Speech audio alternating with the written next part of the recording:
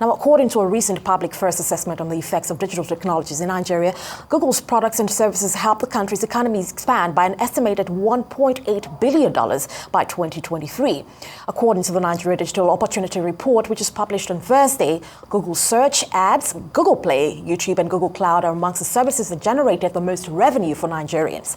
Now, these services also greatly increase the productivity of Nigerian companies, artists, and laborers. Dr. Bosun Tijani, Minister of Communications, Innovation and Digital Economy, says the government is set to initiate a new $1.5 million program to aid the advancement of artificial intelligence within the country. He disclosed this during an interview with Arise correspondent Adesuwa Giwa Osagi on the sidelines of the United Nations General Assembly concluded in New York. Let's have a look.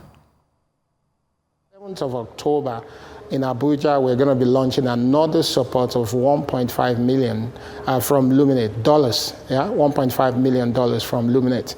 The other thing we're now doing that many people are not aware is that we are designing with an organization called AI Collaborative. We're designing the National Artificial Intelligence Trust. Yes, I saw that, using local languages. So that's large language model, which is going to focus on our local language. But the trust is really a trustee sort of, where you have high-ranking people in society with resources, pulling resources together to support the development of AI in Nigeria.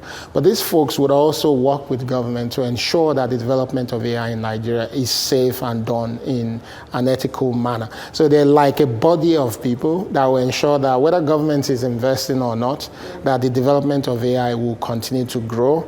And even as we build our large language model, as we digitize our data and collect them, we'll be able to monetize them, and whatever comes out of that will go into the trust, which will have a fund attached to it that will be used to fund AI in Nigeria. Now, Jonathan Enudeme, who is founder and CEO of Zamef Africa, joins me now to discuss this further. Jonathan, good morning to you. Welcome to the Global Business Report. Hi, good morning. Very great to have you here. Well, you've heard the Minister of Communications, Innovation and Digital Economy, Bosun Tijani, announce a $1.5 million AI initiative. In what ways could this initiative bolster the industry in Nigeria? Yeah, it depends on how it's been implemented. This is a big feat, but it depends on how it's been implemented, how it is that fund is surrounded or circulated among AI startups to build real solutions. Real investment in AI is very expensive. So I'm glad that they have put in initiative to ensure that they push the AI technology in Nigeria, but we need more and more investment in that angle to actually make anything worthwhile of it. You can imagine the investment from OpenAI, $6.6 billion, or we're talking about $1.5 million. So it's like it's like a drop in an ocean. So we need more and more if we want to actually advance in AI in Africa and Nigeria. So you're alluding to the disbursement of these funds in the sense? Yeah, it depends on how it's being disbursed and what organizations are using these funds to grow the product they're building to serve more Nigerians around. Development can only come from there. I mean, talking about more funds, the ministry also announced the 100 million naira AI fund in collaboration with Google just a few weeks ago. Now, of course, we know this was met with quite a bit of backlash because of the same reasons you've just alluded to. It's a drop in the ocean. What's the validity behind this? Should we rather see a bit or a lot at once? Honestly, as a startup founder, we always look out for opportunities like this. Last year, I actually applied for Google for AI companies in Africa and Nigeria. And after applying, we got to almost the last stage, interview stage. And unfortunately, we were not selected. But this same fund that was released and actually applied, and there was no feedback. The application is a long process, but there was no feedback to applicants. Let us know what's happening. So it has been kind of opaque. We can't see exactly what's happening. So while it's a very good initiative, I still talk about implementation, who are getting these resources and how are they using it. It's not just about calling figures. It's about implementation, using it to actually benefit startups that are in the space to build solutions. Do you know of any, body, any persons within your ecosystem who has been a beneficiary of these in any way? None that I know of. So you're yet to experience it, yes. Even from a far aspect. Interesting. Now, when it comes to grassroots challenges and related to high-level tech initiatives, where can the use of AI be most effective? So this is a very important question. I think when it comes to grassroots, there's a lot of problems. And how do you penetrate? How does AI even enter into these areas? We had an experience with Ibejuleki. We're trying to teach AI to communities in that area. And there's so many problems. there was no electricity, and these people didn't have the resources to actually even learn these technologies. So if we want to penetrate AI into communities like this, we have to start from little tier training programs like, okay, how do they even use a laptop? How do they know about data entry? Gradually, and we can build a data, help them understand what data is about, and from there we can pick it up. But it has to start from the basic roots. It has to start from, very, very preliminary, the primaries, before we can go up. So AI will not just go into a very local area and become something big. We need data to actually use AI. So I think we just need to start, gathering resources, help people understand what data is about, provide ways to collect this data from these environments, and then see how best AI can help these environments. I think that's how it would work. Would you say we're seeing some sort of accelerated efforts in that regard? And of course, I would also like to know, how much time would you take for us to achieve this data literacy you speak of? It will take time, but we will not spend too much time. Google has been helping us collect data for a very long time. GPT-1, GPT-2, GPT-3, from the beginning, it was very terrible. GPT-1 was very terrible. But as we keep on getting more and more data, it's easy to access the data and use it to actually build AI solutions. The minister was talking about large language models for Nigeria. I'm not very sure, but because of the internet, we have access to language data we can use to actually fine-tune these large language models that's been built by the industry biggies like OpenAI, Google, Anthropic. So we're only fine-tuning their models. We're not actually building it. To build a large language model, we need a lot of resources, like really, really large resources, just like OpenAI is announcing. So we're just fine-tuning, taking a bit of it and fine-tuning with our own local data so we can make it accessible to everybody. So it's a gradual step, but it's a good step in the right direction, actually. That's what I think. Right, it's a necessary one. It needs to start from somewhere. But let's look at the global landscape now. Of course, we keep, talking about OpenAI, the giant who has just raised $6.6 billion. That's a really staggering sum. What is the current funding appetite for artificial intelligence companies in Nigeria and Africa in relation to the Western climes? Again, it's just like a drop in the ocean. We're not yet in that level. We're not yet in that level. We need to actually get the most important things right. We need to understand the data literacy in Nigeria and Africa is still quite low. We need to actually make opportunity for people to, get data and use the data rightly. So, organizations come to meet you, I would like to implement AI. Okay, where's your data? What data do you have? And, you're seeing things like name in spreadsheets, phone number.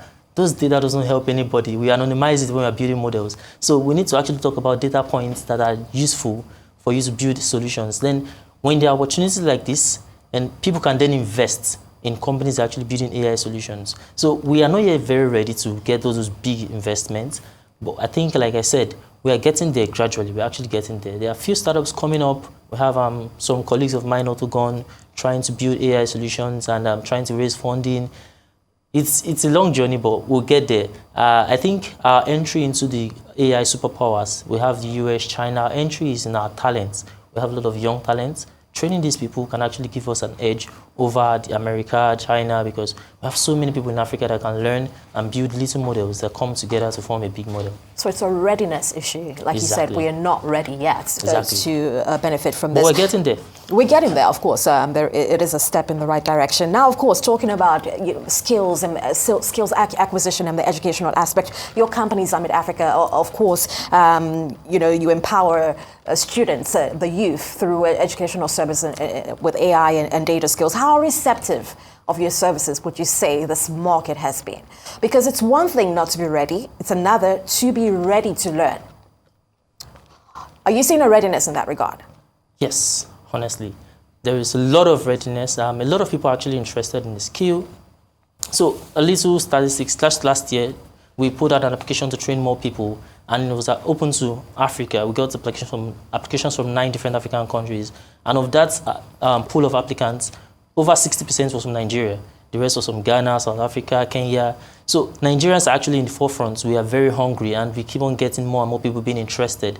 But, it's a stepping stone. We have to start from somewhere, and it's a long journey.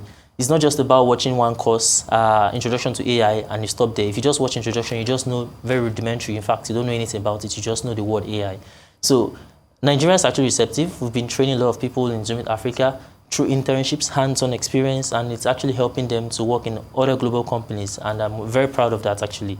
At least if I can point to anything I've done, it is empowering guys who are now working globally as AI engineers, as data scientists, as data engineers. So that's what gives us joy, actually. Yeah, that sounds refreshing, and I would like to touch on the labor market shortly after this, but I would like to just ask you, are there cost limitations to the receptiveness to wanting to learn? So I want to, improve my AI skills, I want to get my data skills, but I know I can come to Summit Africa, but is the cost going to chase me away? So the cost is not going to chase you away. We are building a solution to help people learn as cheap as possible. So there's a barrage of information on YouTube where you can learn, but we've found out that self-paced learning is not as interesting, especially in our era. People lose attention. Attention span is very low. So we're building a solution to gamify the whole learning system where you can come. We've created resources, gather learning paths for you to follow, so you don't get confused that there's so many information out there. So you follow the learning path. It's actually free, and you'll watch videos, you answer exercises, you take tests on the same platform, Data Rango, and but when it comes to monetization, when you want real feedback from AI engineers, okay, you can work on this, you can work on this. This is actually going to cost a little, but it's still very, very small, and we're just helping people to really acquire AI skills. And I think is the way to go, actually. Not just about starting a course, introduction to AI, and that's the end. Help them to gamify the process, help them to learn, help them to practice what they're learning, and give them solutions to solve in the industry so that they're not just learning engineering, but they're also learning the business parts of AI. And it's a good future investment as well, not to mention. Definitely. Which we now have to talk about the labor market, right?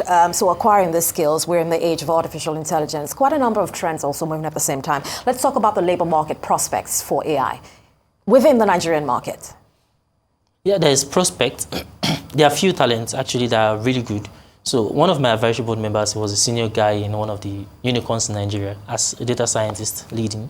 And they found it very difficult to actually recruit data scientists from the Nigerian pool. So it's really, really a lot of half-baked data scientists who've just watched videos, learned how to maybe write little Python code. So there's so many opportunities as organizations are looking more into AI, trying to invest in AI. Then opportunities are bound for people who are just starting to learn, especially if they focus really deep into what they're learning. So the industry needs more AI guys.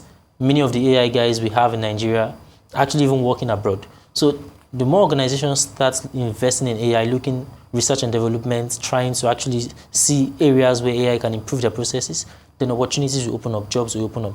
So like we said, we're just starting. There are big opportunities for talents who have been in the system. I've been in the system for about 4 years, and there's something about the internet. It keeps your data. So they can see your growth over the years. They can see what you've done, and this will help you to build your career in the space. So the future is bright for AI within the Nigerian market. Definitely. All right. Fascinating work, Jonathan. Many thanks for joining us on the Global Business Report, and we hope to see you again.